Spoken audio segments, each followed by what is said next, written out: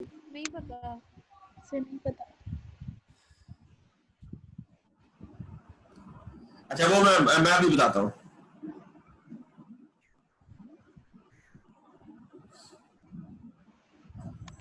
अच्छा ये मैं बताता हूँ कि यहाँ पर एक प्रेजेंटेशन थी हमारी,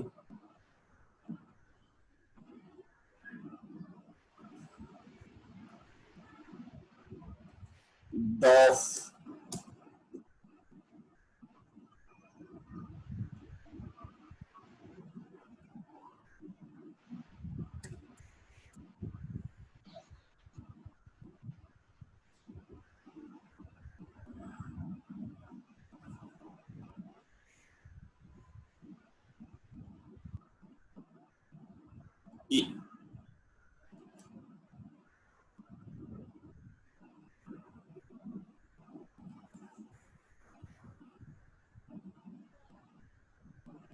अच्छा ये एक प्रेजेंटेशन मैंने आप लोगों को दी थी।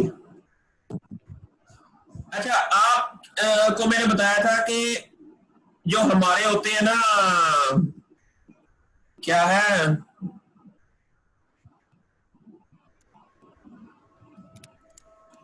अच्छा जो जीन होता है उसके कितने पार्ट होते हैं? 3। 3 पार्ट होते हैं। एक होता है प्रमोटर, जी। एक और होता है ऑपरेटिंग फ्रेम, जी। एक होता है टर्मिनेटर। जी सर। ट्रांसक्रिप्शन कैसे होती है, कौन हेल्प करता है ट्रांसक्रिप्शन में? ORF। नहीं, ओआरएफ से ट्रांसक्रिप्शन होती मैसेंजर। है, तो हेल्प सर कौन करता है मैसेंजर ट्रांसक्रिप्शन RNA। है? Messenger RNA। नहीं, ओआरएफ से मैसेंजर आरएनए तो बनता है, ठीक है। ये ट्रांसक्रिप्शन करता कौन है, कैसे होती है ट्रांसक्रिप्शन? ट्रांसक्रिप्शन फैक्टर्स का क्या काम है? सर ट्रांसक्रिप्शन में हेल्प करते हैं। एग्जैक्टली यही मैं पूछ रहा था कि ट्रांसक्रिप्शन फैक्टर्स वो क्या होते हैं कि दे हेल्प इन ट्रांसक्रिप्शन। ठीक हो गया, जी सर। मेरी बात की समझ आ गई? अच्छा जी सर। लेकिन ट्रांसक्रिप्शन फैक्टर्स कैसे ट्रांसक्रिप्शन करते हैं, नेक्स्ट क्वेश्चन। सर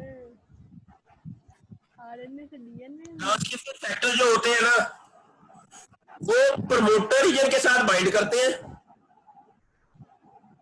ठीक है। और जी सर। जब ये प्रमोटर रीजन के साथ बाइंड करते हैं तो वहां पर ना एक स्पेसिफिक सीक्वेंस होती है जहां पर जाकर या सीक्वेंस की अरेंजमेंट होती है, वहां जाकर ये बाइंड करते हैं। फिर आरएनए पॉलीमरेज आता है, आरएनए पॉलीमरेज ट्रांसक्रिप्शन करवाता है। RNA polymerase in transcription factor की हेल्प के साथ, मदद के साथ ओआरएफ मैसेंजर आरएनए बनाता है। अच्छा जब तक ये जो ट्रांसक्रिप्शन फैक्टर है ये प्रमोटर के साथ बाइंड नहीं होते, आरएनए पॉलीमरेज ट्रांसक्रिप्शन नहीं करता। It means transcription factors are very important in initiating the transcription of the gene. ये बात समझ आ गई आपको? जी सर। दोनों को? जी सर। अच्छा चले, गुड हो गया, आपको पता लग गया कि ट्रांसक्रिप्शन के लिए कैसे होती है कि जब ट्रांसक्रिप्शन फैक्टर प्रमोटर के ऊपर जाकर किसी ना किसी रीजन के ऊपर। अच्छा पर ये जो डॉफ के बारे में मैंने बताया था, डॉफ जो है ना ये एक रीजन है जिसे कहते हैं AAG। ये कहां होता है? ये प्रमोटर रीजन के अंदर होता है। अच्छा ये प्रमोटर रीजन के ऊपर डॉफ आगे बाइंड करता है इस सीक्वेंस के ऊपर। अगर ये अरेंजमेंट था ना वो सीक्वेंस की AAG, तो ट्रांसक्रिप्शन फैक्टर डॉफ वाला इसके साथ बाइंड नहीं करेगा। जी सर। अगर फर्ज किया यहां पर A की बजाय यहां पर C आ जाए तो ट्रांसक्रिप्शन फैक्टर यहां बाइंड नहीं करेगा। नहीं करेगा, ठीक है। ओवररीडिंग फ्रेम स्टार्ट किससे होता है? ATG। ATG। अब ये सीक्वेंस है हमारे पास, ये जो ATG है ना यहां से जो है ना वो ट्रांसक्रिप्शन फैक्टर जो ऑपरेटिंग फ्रेम स्टार्ट होता है और TAA तक ये क्या होता है, ये स्टॉप हो जाता है। जी सर। इसके दरमियान में जो ग्रीन है ये इससे मैसेंजर आरएनए बनता है। एटीजी से लेकर ये ग्रीन पार्ट है इसका, ये ऑपरेटिंग फ्रेम और इससे मैसेंजर आरएनए बनता है। अच्छा और इससे पीछे, इससे पीछे ये प्रमोटर रीजन है, ये वाला जो रेड में है ये क्या है, promoter region. Promoter. Promoter region के अंदर डिफरेंट सीक्वेंस अरेंजमेंट होती है। फर्स्ट क्या, ये देखो TA टाटा, CAAT का कैट बॉक्स होता है इसके अंदर, फिर AAG, ये सारी डिफरेंट तरह की अरेंजमेंट होती है जहां पर आगे डिफरेंट ट्रांसक्रिप्शन फैक्टर बाइंड करते हैं। ओके। अब अगर यहाँ पर AAG है तो ये जीन कब एक्टिवेट होगा, जब डॉफ ट्रांसक्रिप्शन फैक्टर आएगा इसके साथ। अच्छा और यहां से मैसेंजर आरएनए बनना ना, और ये रीजन इसके साथ अटैच है बिल्कुल, ये जो प्रमोटर रीजन होता है जो बिल्कुल ओपन फ्रेम के साथ अटैच होता है, ठीक है। अच्छा उसे कहते हैं सिस रीजन, उसे क्या कहते हैं, सिस रेगुलेटरी एलिमेंट्स भी कहते हैं उसको एलिमेंट्स भी कहते हैं, ठीक है, सिस रिस्पांस एलिमेंट्स या सिस रेगुलेटरी एलिमेंट्स। अच्छा सिस दो तरह के एलिमेंट्स होते हैं, एक होते हैं सिस, एक होते हैं ट्रांस। अच्छा सिस कौन से होते हैं, सिस वो होते हैं जो बिल्कुल फर्क जहां है ना वही काम करें। कि आप लोग हैं, आप लाहौर में पैदा हुए, आप लाहौर में ही पढ़ रहे हैं, तो हम कहेंगे आप सिस स्टूडेंट हैं। अच्छा लेकिन एक बच्चा जंग में पैदा होता है, लेकिन वो पढ़ने लाहौर आता है, काम करने लाहौर आता है, उसे हम ट्रांस स्टूडेंट कहेंगे। उसे क्या कहेंगे, ट्रांस। इसी तरह उसे ट्रांस एलिमेंट्स, फर्स्ट किया ये जो है ना ये रीजन यहां पर आके ट्रांसक्रिप्शन फैक्टर यहां आके बाइंड करता है, तो इसे हम कहेंगे सिस रेगुलेटरी एलिमेंट्स। इसे क्या कहेंगे, सिस रेगुलेटरी एलिमेंट। अच्छा ट्रांस कौन से होंगे, जो ट्रांसक्रिप्शन फैक्टर हिमसेल्फ, क्योंकि वो कहां प्रोड्यूस होता है ट्रांसक्रिप्शन फैक्टर, वो प्रोटीन इन नेचर होता है, नॉर्मली वो अमीनो एसिड्स मिलके बनाते हैं उसको, और वो साइटोप्लाज्म में बनता है। साइटोप्लाज्म में बनने के बाद फिर वो न्यूक्लियस में आता है, फिर डीएनए के साथ बाइंड करता है, न्यूक्लियर डीएनए के साथ, फिर ट्रांसक्रिप्शन में हेल्प करता है। इसलिए हम कहते हैं कि जो ट्रांसक्रिप्शन फैक्टर है वो किसी और जगह प्रोड्यूस होता है, लेकिन काम वो न्यूक्लियस के अंदर आकर करता है, इवन काम किसी और जगह आके करता है। इसलिए हम कहेंगे जो ट्रांसक्रिप्शन फैक्टर है वो ट्रांस एलिमेंट्स है, ठीक है। और जो ये सीक्वेंस है, ये रिस्पांस एलिमेंट्स है, इसे हम रिस्पांस एलिमेंट कहेंगे, या सिस रेगुलेटरी एलिमेंट्स जो है जिस तरह AAG है, इसे हम क्या कहेंगे, सिस एलिमेंट्स, इसे क्या कहेंगे। अच्छा अगर हमें किसी जीन के सिस एलिमेंट्स का पता हो तो हमें यह पता लग सकता है कि ये जीन कब एक्सप्रेस होगा। नहीं लगी समझ, फर्ज किया ऑक्सीजन जो है ना, ऑक्सीजन के 6 एलिमेंट्स हैं TGT CTC। जिन जीन्स के प्रमोटर के अंदर TGT CTC होगा, सिर्फ वही जीन ऑक्सीजन के आने से एक्टिवेट होंगे। ऑक्सीजन ट्रांसक्रिप्शन फैक्टर तब एक्टिवेट होगा, और फिर एक्टिवेट होने के बाद ऑक्सीजन क्या करेगी, ऑक्सीजन ट्रांसक्रिप्शन फैक्टर को एक्टिवेट करेगी, और ऑक्सीजन जो ट्रांसक्रिप्शन फैक्टर है वो इन एलिमेंट्स के ऊपर प्रमोटर रीजन के आगे बाइंड करेंगे, और वहां से क्या होगा कि ट्रांसक्रिप्शन होगी उन जीन के अंदर। जीन के प्रमोटर रीजन के अंदर ये सीक्वेंस नहीं होगी, ये वाली अरेंजमेंट, इस तरह ये अरेंजमेंट, तो वो gene will never activate by the oxygen. इस तरह हर हार्मोन, हर स्ट्रेस, उसके एक सिस रेगुलेटरी एलिमेंट्स होते हैं। नहीं लगी समझ सर अगर वो ट्रांस हो तो फिर वो नहीं उसको करेगा यार। अच्छा पहले मैं ट्रांसक्रिप्शन फैक्टर की डेफिनेशन बता दूं। अच्छा ट्रांसक्रिप्शन फैक्टर्स क्या होते हैं, are the important regulators. Transcription factors क्या है, are the important regulators to regulate gene expression. ठीक हो गया। ये कैसे करते हैं रेगुलेट जीन एक्सप्रेशन?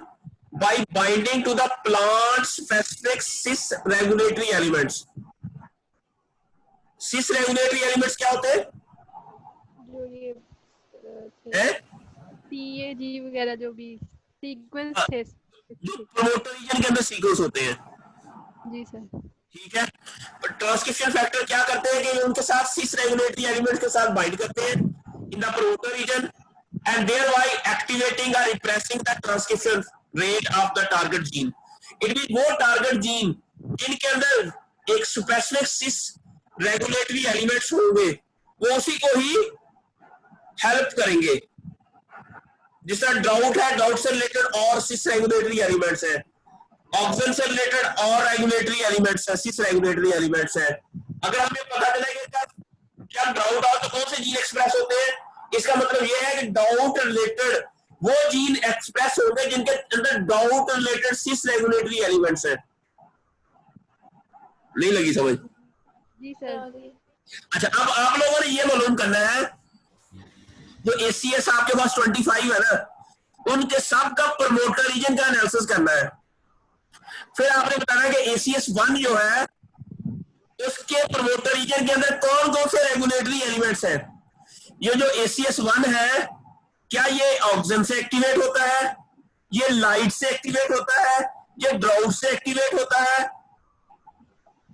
या ये जिब्रेलिन से एक्टिवेट होता है, या इथाइलिन से एक्टिवेट होता है? कोई भी स्टिमुलस, ये किस स्टिमुलस से एक्टिवेट होता है, उसका ना डाटा ऑलरेडी इंटरनेट पे पड़ा है कि सिस रेगुलेटरी एलिमेंट्स कौन कौन से होते हैं, ऑक्सीजन से रिलेटेड कौन से एलिमेंट्स हैं, फिर जिब्रेलिन से रिलेटेड लाइट, फिर आप कोई भी stress, pathogen, bacterial pathogen stress, जब कोई भी ऐसा हर स्ट्रेस जो भी आता है वो ट्रांसक्रिप्शन फैक्टर को एक्टिवेट करता है, उसके अपने, तो वो ट्रांसक्रिप्शन फैक्टर जाके जीन को ट्रांसक्रिप्शन करवाती है। जब वो ट्रांसक्रिप्शन होती है तो वो उस पैथोजन के अगेंस्ट या उस स्ट्रेस के अगेंस्ट प्लांट रिस्पॉन्स देता है। अब आपने देखना है कि ये हमारा जो ACS है, ये इट मींस अगर हमें पता चला कि ACS की 25 फॉर्म है, उसमें से हमें पता चला कि 2-3 फॉर्म ऐसी है, ACS 3, ACS 7 फर्ज किया, वो उस वक्त उसके एलिमेंट्स के अंदर तब वो एक्सप्रेस आते हैं जब राइपनिंग रिलेटेड केमिकल बनते हैं। अच्छा, कुछ ACS ऐसे हैं उसके अंदर इथाइलिन तब बनती है जब फ्लोएम स्पेसिफिक रेगुलेटरी एलिमेंट है उसके अंदर। इनमें वो ACS है उस वक्त एक्टिवेट होता है जब फ्लोएम बनती है या फ्लोएम के अंदर एक्टिवेट होते हैं। जब कुछ ऐसे ACS है जो कि सिर्फ रूट के अंदर एक्सप्रेस होते हैं। अब हमें पता है, अब हमने मालूम करना है कि बनाना के अंदर ये जो आपके ACS है या ETO है, या कौन कौन से ACS, ECO, ETO कहां कहां एक्सप्रेस होते हैं, वो कैसे मालूम करेंगे? जब हम उसके प्रमोटर रीजन का एनालिसिस करेंगे कि उस प्रमोटर रीजन के अंदर कौन कौन से सिस रेगुलेटरी एलिमेंट्स हैं, उससे हमें ये अंदाजा हो जाएगा कि हमारा ये gene ACS 1, ACS 2, ACS 3, ACS 4 ये कहां कहां एक्सप्रेस होता है, या किस स्टिमुलस में एक्सप्रेस होता है, या ये क्या ये मेरिस्टेम के अंदर एक्सप्रेस होता है, ये लीफ के अंदर एक्सप्रेस होता है। इवन इस तरह के एलिमेंट्स भी हैं, या लाइट के रिस्पॉन्स में एक्सप्रेस होता है, या हीट के रिस्पॉन्स में एक्सप्रेस होता है। अच्छा, इट मीन हर स्ट्रेस के अंदर इथाइलिन बनती है, लेकिन हर स्ट्रेस के अंदर जो इथाइलिन बनती है इसका बनने का मैकेनिज्म डिफरेंट है। डिफरेंट ACS इसको बनाता है। मेरी बात की समझ आ रही है बच्चे? जी सर। आपने एक सीक्रेट ऑफ लाइफ बनाना के अंदर आइडेंटिफाई करना है कि कौन से ACS कहां पे एक्सप्रेस होते हैं और किस रिस्पॉन्स में एक्सप्रेस होते हैं, और ये सारा माजरा है क्या? यहां तक समझ आ गई? जी सर। अच्छा, अब इसके लिए आपने करना क्या है? प्लांट केयर एक डेटाबेस है, प्लांट केयर, मैं आपको, मैंने किसी को भेजी होगी इसकी वो ना,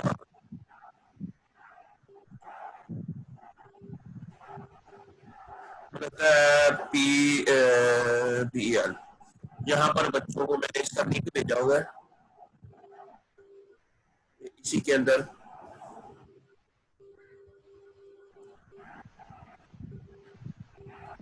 प्लांट केयर किधर है ये, रे रे रे रे रे रे रे,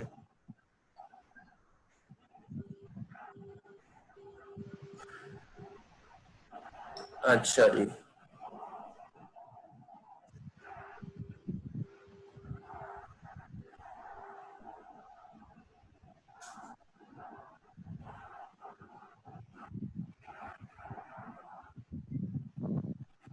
प्लांट केयर, ये ठीक है।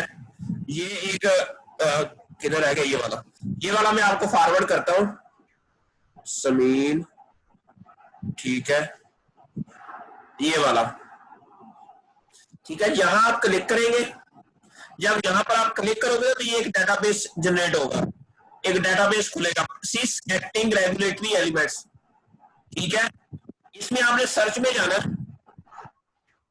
यहाँ पर आपने क्या करना है, आपने यहाँ पर अपनी ईमेल लिखनी है, ये ईमेल में आपने लिख दी, और यहाँ पर आपने फंस के ACS1 लिख दें, जो भी है आपका उसका टाइटल, और यहाँ पर आपने ना प्रमोटर रीजन की सीक्वेंस ऐड करनी है, प्रमोटर रीजन की सीक्वेंस।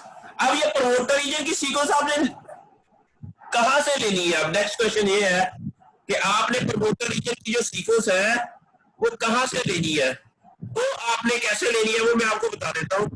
फर्ज किया ये आपका है GMS से, ये देखो ट्रांसक्रिप्ट है, ये आपकी में लगती है प्रोटीन ना? जी सर, एक्यूमुलेटर हमारा ये। फर्ज किया मैं कह रहा हूँ, फर्ज किया कह रहा हूँ, चलो मैं यही प्रोटीन लेता हूँ, फर्ज किया ये वाली प्रोटीन लेके जिसकी भी है, मुझे लगता है ये पूरे जीनोम की मैंने बनाना के लिए थी सीक्वेंस। अच्छा, अब ये कहना है कि आपने फाइटोसोम में जाना है, ये फाइटोसोम में लिखता हूँ इधर, पेप्टाइड सीक्वेंस लेना है? नहीं पेप्टाइड लिया है ना, मैं वैसे आपने वैसे जिस तरह वो फाइटोसोम में जाके नहीं टूल में ब्लास्ट, अच्छा आप वो जो जीनोमिक सीक्वेंस लेंगे या पेप्टाइड सीक्वेंस लेंगे? जीनोमिक सीक्वेंस लेंगे हमने, लेकिन वहां तक अब दोबारा हमने वहां ही जाना है, मूसा एक्यूमिनेटर, जहां फर्ज किया हम सीक्वेंस बेस की, यहाँ पर हम प्रोटियोम में जाएंगे जिस तरह पहले जाते थे आप, ठीक है। अब यहाँ जाके अब आपने जीनोमिक सीक्वेंस के अंदर जाना है, कैसे जाना है? अच्छा फर्ज किया ये वाला ऊपर वाला है, इसको ओपन किया आपने, आपने अपनी तमाम सीक्वेंसेस के अंदर क्या करना है कि सीक्वेंस में जाके जीनोमिक सीक्वेंस में जाना है। अच्छा जीनोमिक सीक्वेंस में अब ये जो जीनोमिक सीक्वेंस है ना, ये ओपन रीडिंग फ्रेम की सीक्वेंस है, किसकी है? ओपन रीडिंग फ्रेम, ये ATG से स्टार्ट हो रही है, इससे पिछली वाली नहीं है, इसके अंदर नहीं है। अब आपने क्या करना है, ये अपस्ट्रीम का मतलब है प्रोमोटर रीजन, डाउनस्ट्रीम का मतलब है टर्मिनेटर रीजन। अब आपने क्या करना है कि यहां पर जाके ना आपने 1000 लिखना है और इसको सबमिट करवा देना है। तो ये क्या करेगा कि आपके ATG से ऊपर 1000 जो सीक्वेंसेस है तो प्रमोटर रीजन जो ऑलमोस्ट 1000 बेस पेयर का है वो आपको शो कराएगा। वो कैसे शो कराएगा? ये देखो ब्लू है ना, यहाँ ATG है, ऊपर क्या है? रीजन। आपने ये कॉपी करना है प्रमोटर रीजन को हर सीक्वेंस का दोबारा से, और कॉपी करके आपने अब प्रमोटर रीजन वाली एक नई फाइल बनानी है, 1000 सीक्वेंसेस सारी,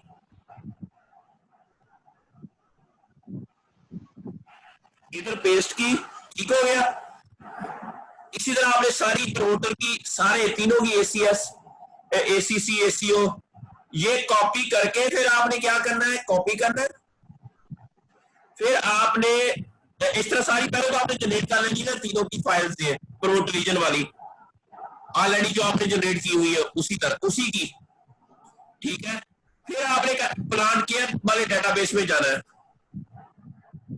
जहां जाके आपने ऊपर जिस तरह मैंने कहा कि वो आपने सर्च बार केयर करना, तो ये पेज आ जाएगा। जब पेज आएगा तो इसको हम यहाँ पेस्ट करेंगे, तो ये हम सर्च करेंगे। जब सर्च करेंगे तो ये आपको ईमेल करेगा रिजल्ट, ठीक है। ये अब आपको आपने ये यहाँ नहीं आनी, ये अब आपको ईमेल करेगा, ठीक है। ईमेल में जाएंगे, जिस तरह अभी मैं इसको देखूंगा कि मुझे ईमेल आएगी इसकी,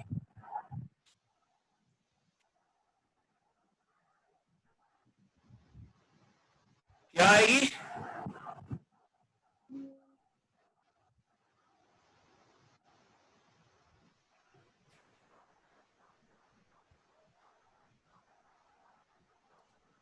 अब ये है ना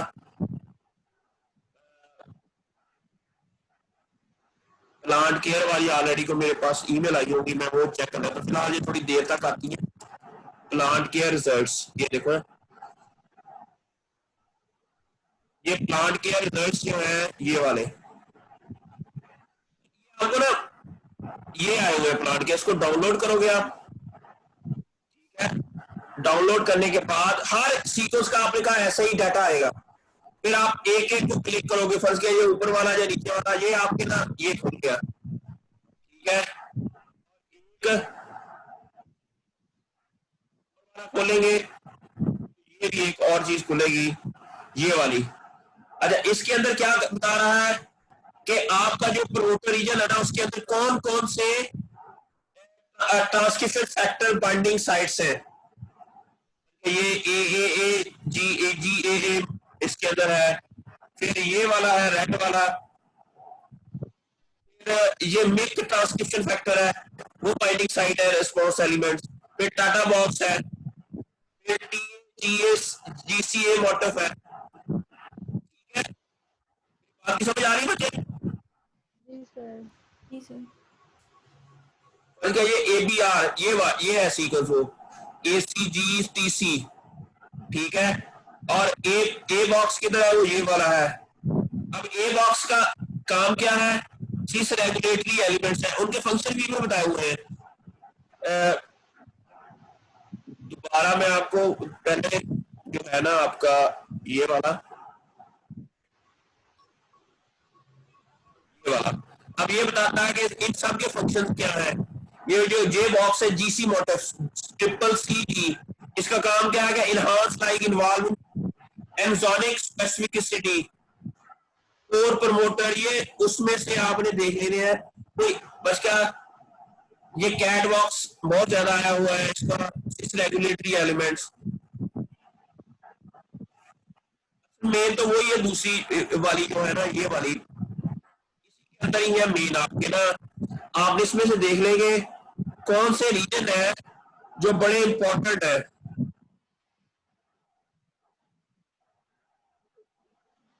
अब ये देखे ना, ये ए जी ए मोटिफ, ये होता क्या है, इसका फंक्शन यहाँ पर नहीं दिया हुआ। इसका फंक्शन क्या है, सिस रेगुलेट, अब cystic acid response, it means ये जो एबीआरई है ना, ये क्या है कि कब एक्टिवेट होता है ये, मेरी बात की समझ आ रही है कि ये कब एक्टिवेट होता है, जब अब्सिसिक एसिड, इट मींस ये जीन प्लांट के अंदर एब्सिसिक एसिड का लेवल हाई होता है तो ये जीन एक्टिवेट हो जाता है। आपने क्या करना है, इसका टेबल बनाना है। आपने एक्सेल में जाके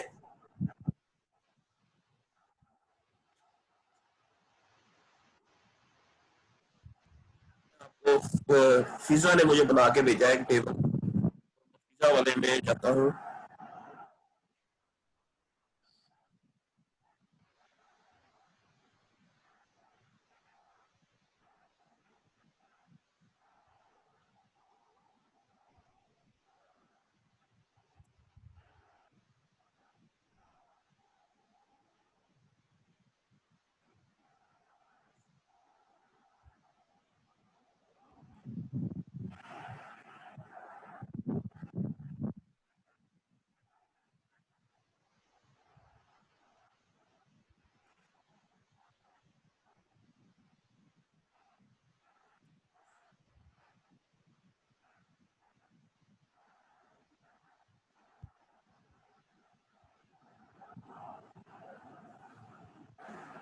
ये है,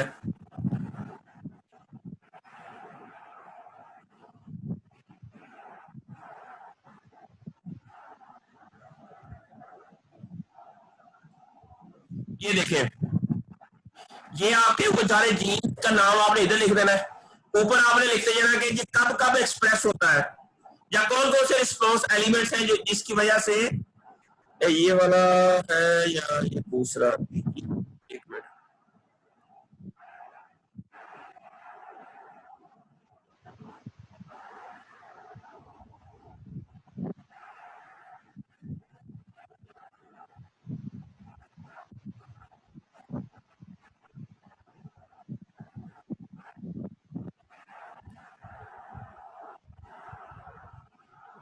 अच्छा चलिए मैं आपको बताता हूँ कि आपने यहाँ ये बताना है, फर्ज किया ये जो आपका पहला नंबर है ना ACS1,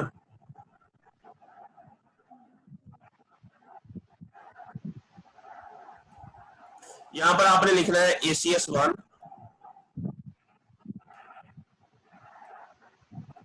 आपका है क्या है, दूसरा एक्यूमिनेटा ACS1। अच्छा ऊपर लिख देना है, फर्ज किया हमने इथाइलिन,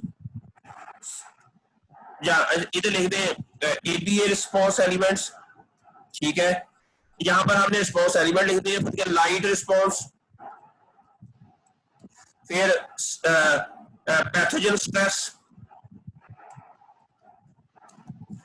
ठीक है, फिर हमें यहाँ हीट लिख देना है, जो जो आपको नजर आते जाएगा, जो अगर तो वो है, बल्कि यहाँ पर ADA वाला था वो आपने 1 लिख देना, 1 का मतलब पॉजिटिव है, अगर लाइट है तो ठीक है 1, अगर नहीं है तो यहाँ पर 0 लिख देना हमने, अगर पैथोजन वाला है तो 1, अगर नहीं है तो 0। इधर हमने सारे जीन के नाम लिख देना, इधर वो जो रिस्पॉन्स है इसके अंदर, अगर रिस्पॉन्स एलिमेंट्स है तो ऐसा आपने एक डाटा जनरेट करके फिर मैं आपको बताऊंगा कि इसका हीट मैप कैसे बनाना है, बाद में बताऊंगा। फिलहाल आपने क्या करना है कि इधर वो सारे ACS3, फिर ATO, फिर उसका प्रोमोटर लेके वो आपको ईमेल आएगा, ईमेल के अंदर आपको बता देगा कि फर्ज किया अब ये जो आपने ये जो अभी एनालाइज किए हैं इसमें से इसका मतलब जो आपको मेल नजर आ रहे हैं, ये कौन सा है, सियामेसिस regulatory essential for anaerobic induction, हम ये भी लिख देंगे कि एनारोबिक इंडक्शन के लिए ये फर्ज के एक नया कॉलम अभी तो बना लेंगे, फर्ज की यहां पर हम लिख देंगे एनारोबिक इंडक्शन 1, जिन जिन के अंदर है, जो जो चीज के अंदर हो रही है ना वो सारी वो लिखते जानी है। अब बच्चे समझ आ रही है? सर ये टेबल वाला, सर इसमें से हमें कैसे पता चलेगा कि हमने कौन से वाला लिखना है और कौन सा नहीं? हर आप जब एलिमेंट्स को आप देखोगे ना तो उसका ना फंक्शन सारा लिखा होगा, किसका फंक्शन क्या है, फंक्शन का, जी सर, तो वो फंक्शन आपने ना कॉपी करके ऊपर लिख देना और साथ में नीचे लिख देना 1 या 0, अगर प्रेजेंट है तो 1, अगर नहीं प्रेजेंट तो 0। जी सर, समझ आ गई? जी सर।